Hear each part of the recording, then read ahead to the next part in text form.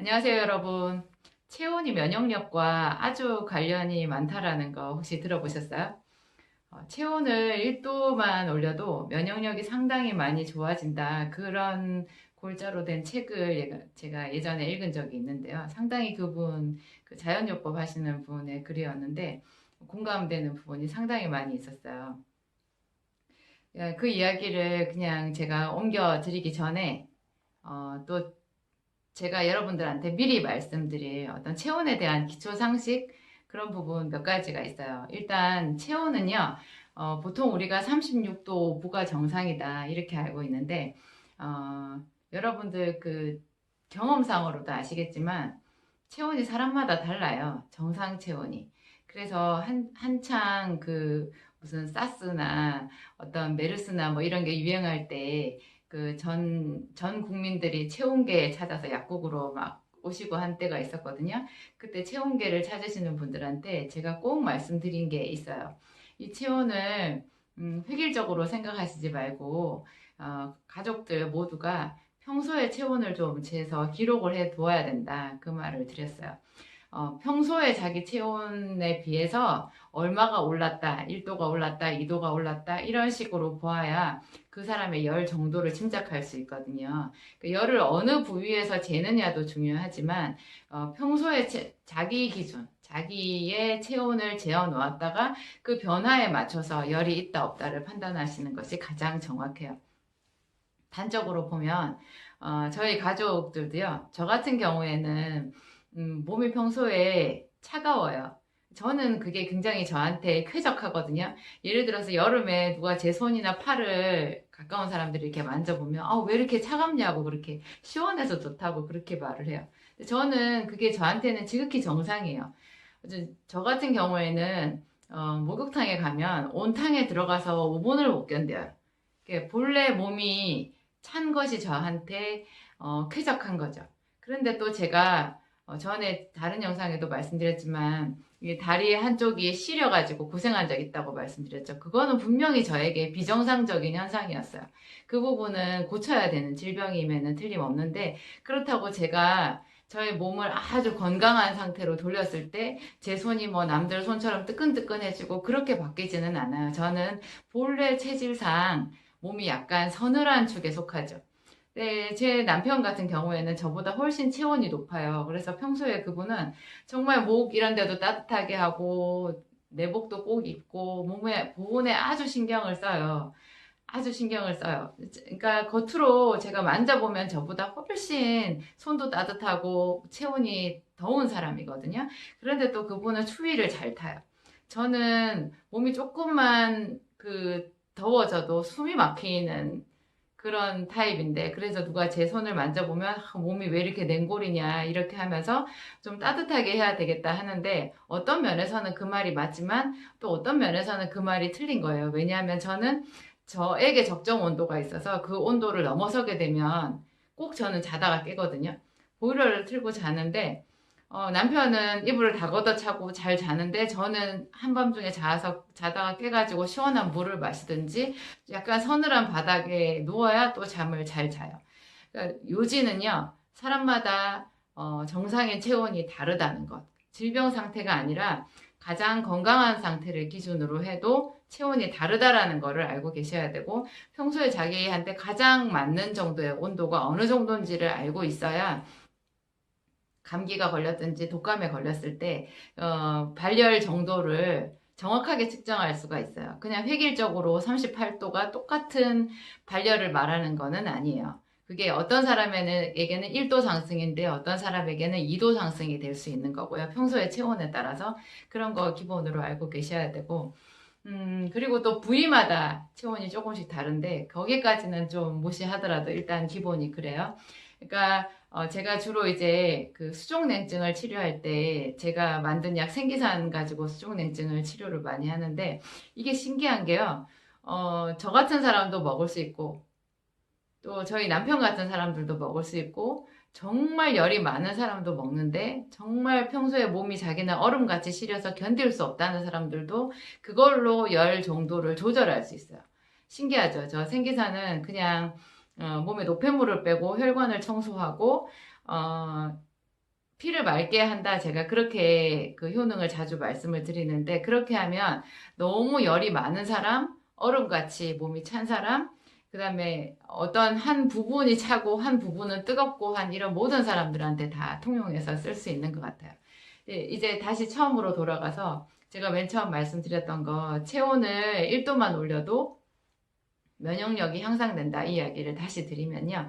어, 암이 생기잖아요. 만약에 몸에 암 덩어리가 좀 큰 덩어리가 위암이 좀 말기가 되었든지 하여튼 어떤 우리 몸 신체 부위에 암이 생기면 그 암이 생긴 부위는 체온을 따져보면 정상 그 부분 그 사람의 정상 체온보다 1도 정도가 낮대요. 그래서 그거를 힌트 잡아서 온열요법이라는 대체의학이 있거든요. 암을 항암요법 중에서 그 부분을 따뜻하게 해주면 암세포가 영 이제 증식을 잘 하지 못하는 거예요. 암세포를 억제할 수가 있다라는 거예요.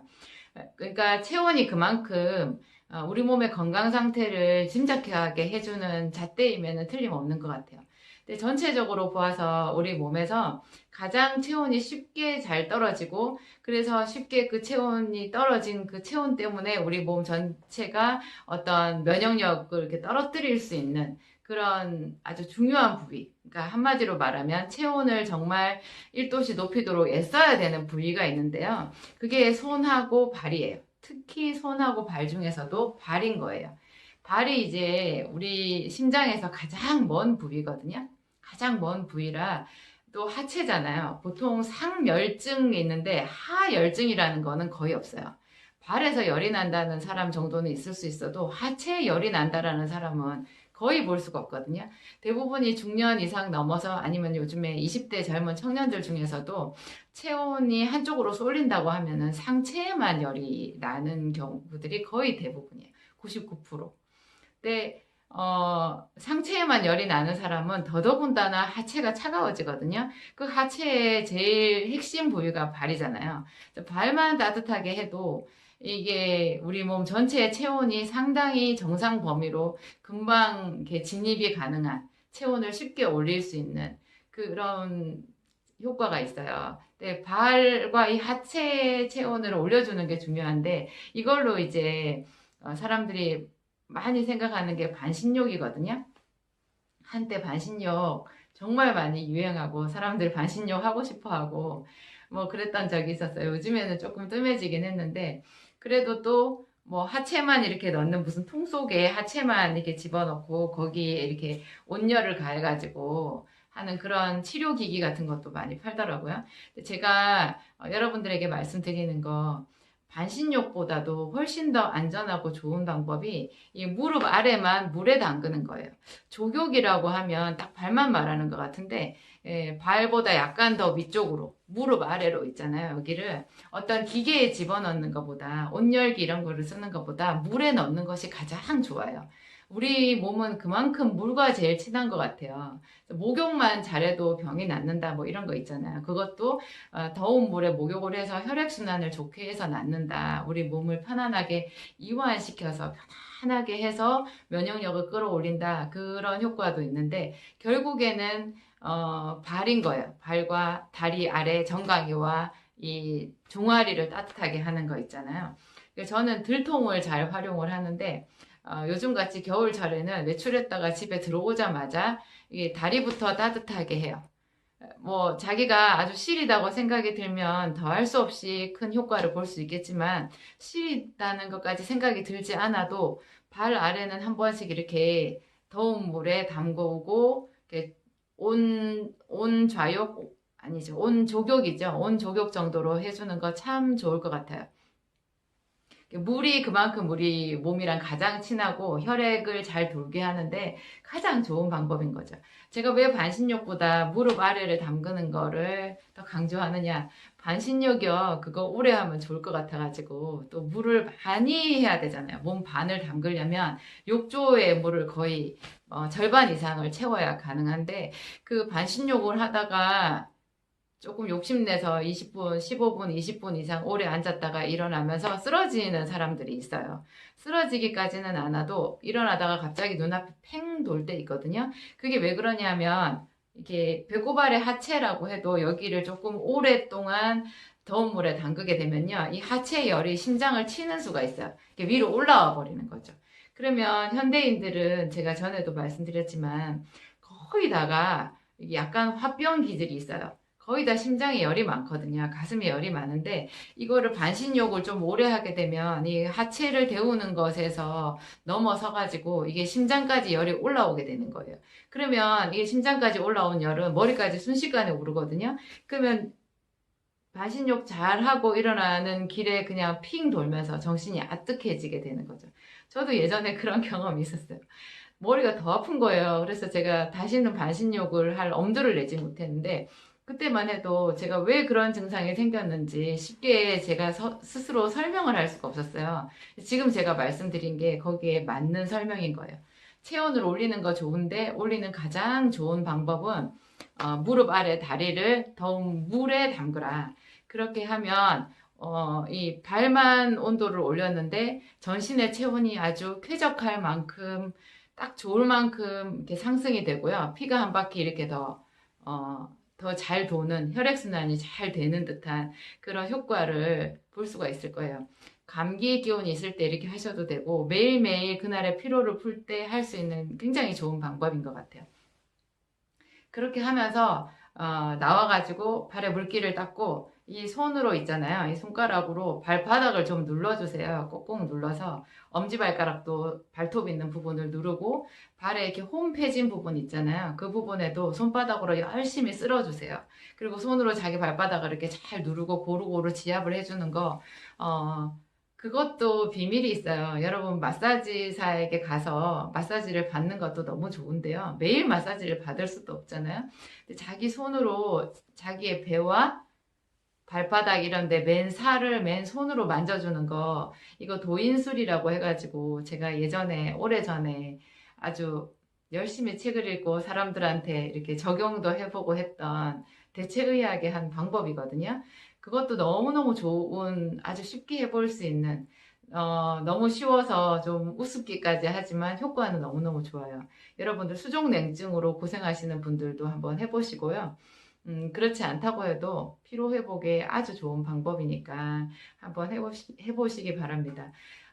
몸의 어떤 한 부분은 너무 시리고 한 부분은 너무 뜨겁고 한 이거를 제가 열독이라는 말을 쓰거든요. 그런 열독이 있는 사람들은 특별히 저에게 생기산을 먹어보는 거 제가 굉장히 추천을 해드려요. 그리고 족욕을 해서 발이 따뜻해지고 좋아지면 다행인데 이걸로 도저히 감당하지 못할 만큼 수족냉증이 심하신 분들도 결국에는 생기산과 비타민 요법을 하실 필요가 있어요. 거기에 대한 더 상세한 내용들은 저의 또 다른 영상들을 참고해 보시면 많이 도움이 될 것입니다. 오늘 제 이야기 여기까지 하겠습니다. 감사드립니다.